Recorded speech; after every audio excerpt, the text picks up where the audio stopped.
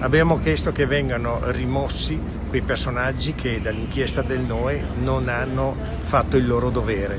Solo così potremo sentirci protetti veramente, solo quando nelle istituzioni pubbliche ci saranno persone competenti e che rispondano non solo agli assessori ma anche ai cittadini del loro operato. Mamme e papà NOPFAS in Regione Veneto hanno chiesto la testa di chi, pur sapendo dell'inquinamento dell'acqua di un enorme bacino del Veneto, non è intervenuto, come è emerso dal rapporto dei carabinieri del NOE.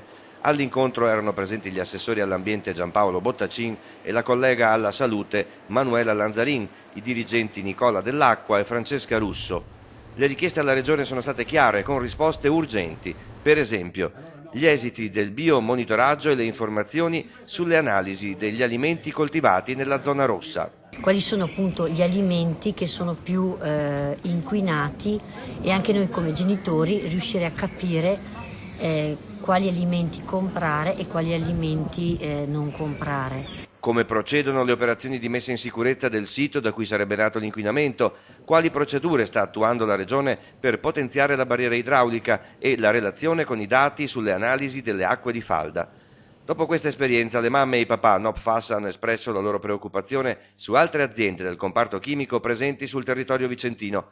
E il monitoraggio sanitario? I bambini che hanno decine di grammi di PFAS nel sangue, il colesterolo fuori dal range, la tiroide sballata? A breve arriverà il nuovo report della Regione sulle persone analizzate per capire anche per quanto riguarda i bambini come sono i valori e che cosa emerge da questo nuovo biomonitoraggio sui bambini.